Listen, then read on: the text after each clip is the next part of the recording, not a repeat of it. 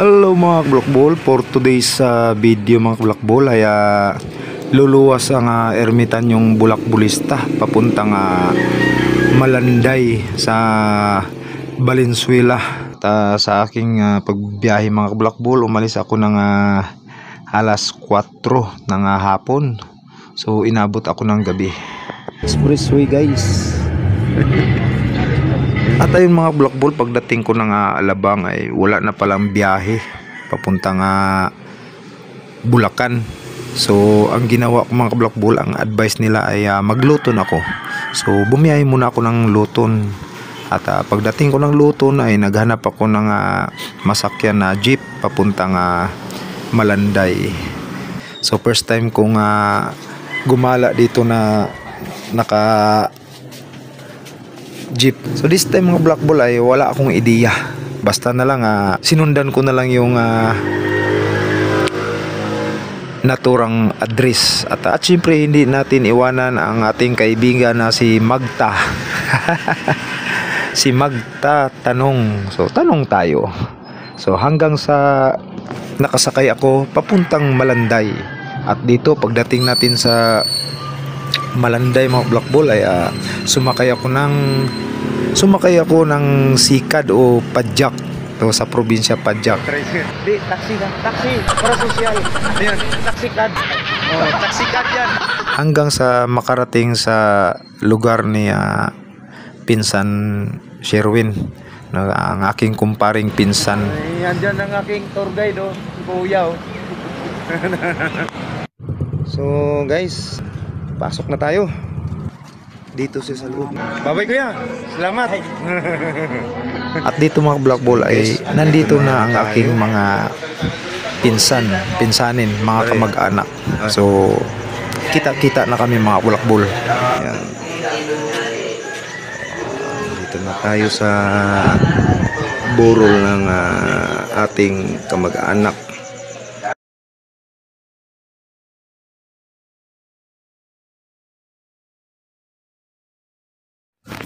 So ayun guys, kasabay sa pag muni-muni, pag sariwa sa naging alaala ng aming nakaraan habang kami kabataan pa, gasudong-sudong sa Binisaya pa, habang gasudong gatanaw sa iyang pinaghimlayan ay nariwa. At siyempre baga binulong ko na ang lahat na. At ayun na nga guys, kinabukasan oras na ng kanyang libing. So ihatid na namin siya sa kanyang huling hantungan.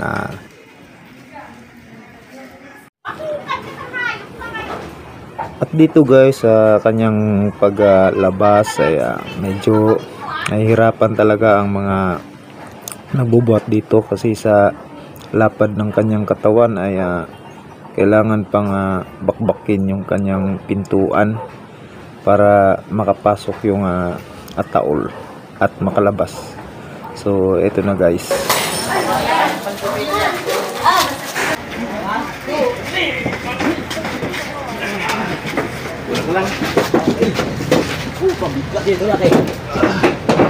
Nakakita pa? Nakakita. Malaking tao At siyempre idadaan muna sa simbahan upang tradisyon ng mga Kristiyano na bendisyonan sa simbahan ang kanyang labi bago ito ilagak sa kanyang huling hantungan. So panoorin nyo guys ang mga kaganapan.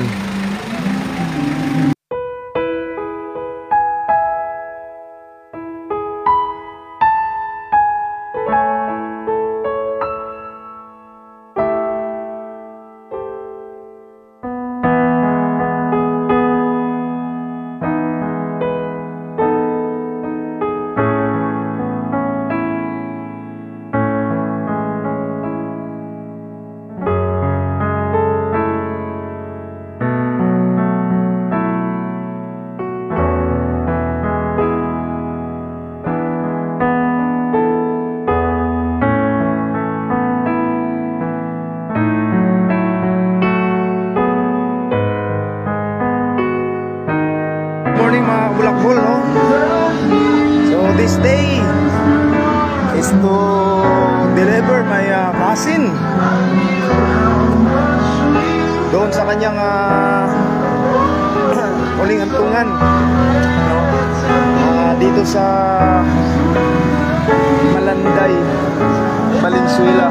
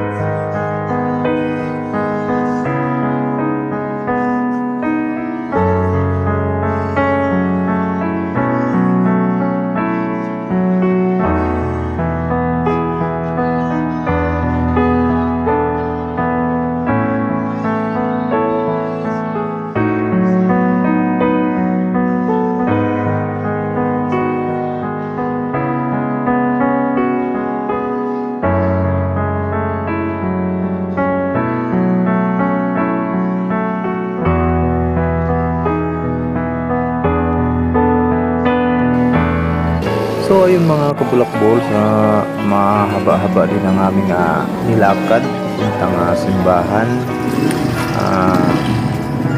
Lubos ako nagulat mga kabulakbol kasi ang simbahan na kung saan basbasan si Wing Wing ay parokya rin ng mga Alcala. So nagulat ako mga Black Bull, no?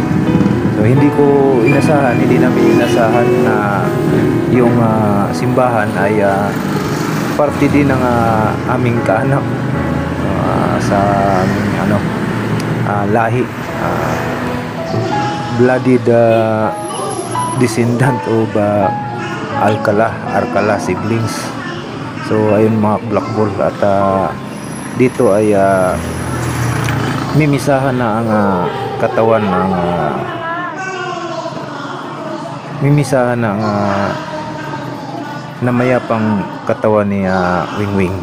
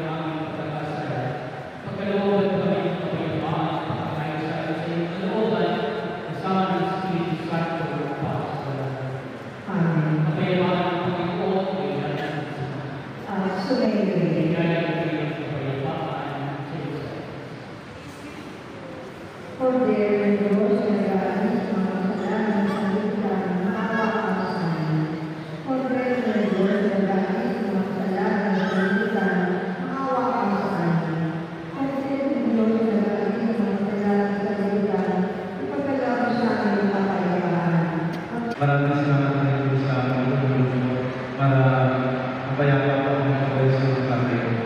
Maraming salamat sa inyo. Saka may konting isang-sal sa bahay after ng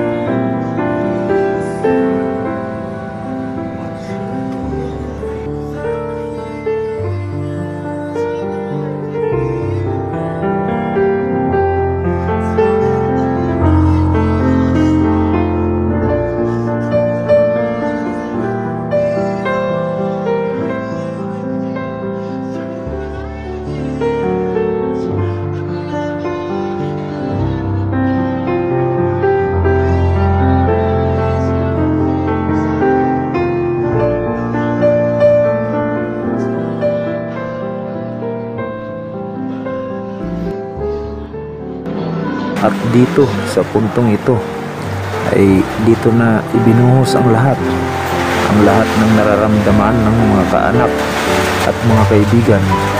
Dito ibinuhos ang lahat ng pagluluksa, lahat ng naramdamang namumuong tubig sa mga mata upang ipalabas ang lahat ng naramdaman, mga pananabik sa isang anak, isang kaanak at isang kaibigan. Kuya, pwede bang buksan? Pwede po. Oo, sige. Hindi nakakaulit yung dalaan siya. Lagi na lang pinatagkita.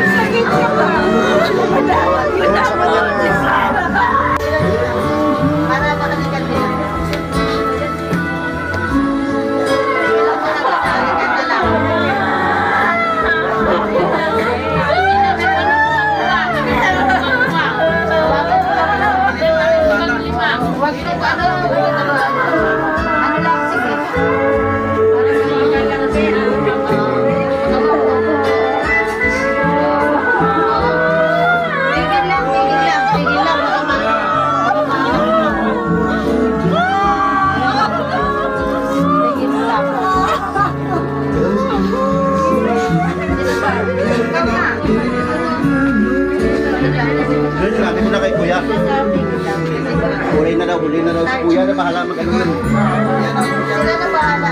Huwag mo yung tapat kasi lang ito. Kuya na bahala.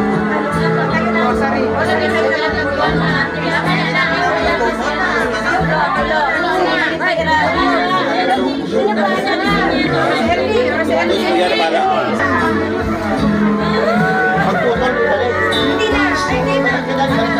Yung alin. Sorry daw. Yan lang. Oo, yan lang. Sila na. Pinaw, pinamat yan na kuya. Yun na. Oh, yun na. Oh, kung sa puti. Yan na.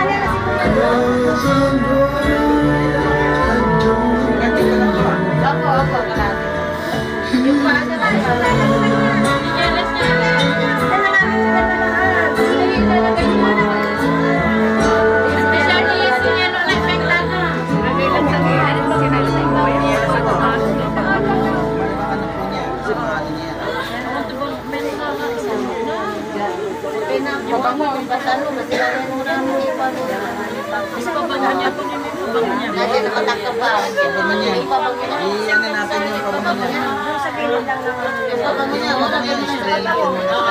So ayun mga kablakbol, gusto ko lang ibahagi ang aking part sa pagiging magkakaibigan, kaanak, hanggang sa pagiging magkumpare namin ni Wingwing o Sherwin. At gusto ko rin maibahagi sa kanyang kaanak, sa kanyang pamilya, sa kaanak ng kanyang pamilya, ang aming nakaraan ni Sherwin sa panahon na siyang payatot pa, no? Napakapayat yan si Wingwing. At umpisa ng aming samahan nung kami manguha ng atis sa Ilakakiano, no? Kasama na kami na noon pa sa mga tang-atang o mamakiro o Tagalog pa ay magpapastol, no? Sumasama yan siya kay anang tarsing, mag-aalaga ng baka. At ayun, hanggang sa naging player so siya sa basketball. At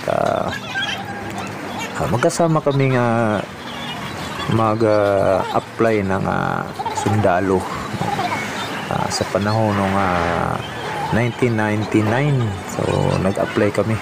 So magkasama kami. Nang hindi pinalad, nagdesisyon na pumunta ng Maynila. At ako naman ay doon ako napunta sa pangingisda. So nung nalaman ko na pumunta sila ng Maynila at ako na lang mag-isa, so sumunod na rin ako. So nagpapasalamat din ako ng malaki sa kay Gina, kanyang may bahay, at inalagaan at minahal niya ng todo si Wingwing. Kitang kita naman dahil sa napakapayatot niyan ay nung inasawa niya ay grabing pagmamahal, lumaki ng lumaki.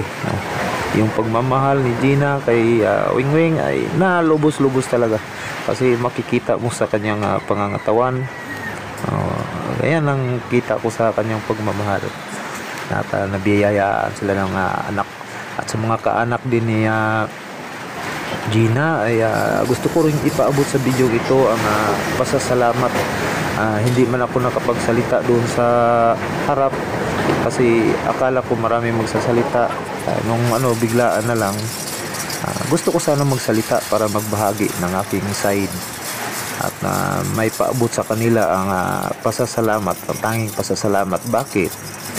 Kasi po ay sa nakikita ko na hindi nila pinahirapan o hindi nila nabigyan ng problema si Wingwing, no? Si Wingwing nag-iisa lang dyan sa part na yan, pero wala kaming nabalitaan na mayroong may problema. So nakikita ko yung kanilang suporta kay Wingwing na talagang sobra-sobra din kasi nagbunga ito, nagkaroon ng magandang samahan at nakikita ko talaga sa ilang oras lang na pagmamasid ko sa kanila na talagang sinuportahan nila ang dalawa, yung mag-asawa. At yun guys, ito lang, hanggang dito lang ang aking mensahe at may paabot sa kaanak ni Gina. At sana na darating ang mga panahon na mag-ipon-ipon, huwag nyong ipagkait sa amin ng mga kaanak at parte ng mga kaanak sa baka bagong henerasyon na nawa Gina, yung mga anak ay huwag mong ipagkait sa amin ng mga kaanak na sila'y magkapulong-pulong, magkaisa, magkahimamat o magkabanding-banding. Yun lang ang aking gustong maipaabot bilang nakakatanda dito. So dalawa lang kami ni Paring Mayong, no? Kanyang buong pinsan. So alam mo naman yan, Gina, na taon-taon kami ay nagbabanding. So sana mabigyan mo ng pagkakataon yung mga anak natin ay magkakaisa, magbanding-banding, taunang banding para hindi lalayo yung kanilang pagsasama o pagrespeto sa isa't isa. So yun lang ang aking maipabot dito sa bidyong ito. At alam ko naman na makikita nyo to dahil sa ibabahagi ko to. Hindi ko lang nasabi yung aking part nung time na nandyan kasi naabala ako sa pagkukuha ng video. So ayun lang Gina, sana matugunan mo yung aming nais mangyari naming mga nakakatanda. So hindi to para sa amin kundi para sa ating mga anak na yung kanilang relasyon ay bilang magkaanak at kadugo ay hindi magkawatak-watak o maghiwalay. Gusto kong intact sila. Gusto kong taon-taon magkita-kita sila, magbanding para malapit sila sa isa't isa. So wala naman sigurong masama doon. Wala. Yun lang. At sa puntong ito, hanggang dito na lang at salamat sa inyong panunood sa aking munting pag-coverage dito sa nangyaring burial activity ng aking pinsan. So kung inyong nagustuhan sa mga kaanak at pamilya ni Gina, maaari nyo pong ibahagi ito upang makita at ma-witness nila ang araw ng kanyang paghimlay o paglagak sa kanyang himlayan. So salamat po at magandang araw sa inyong lahat. God bless po sa ating lahat. Thank you.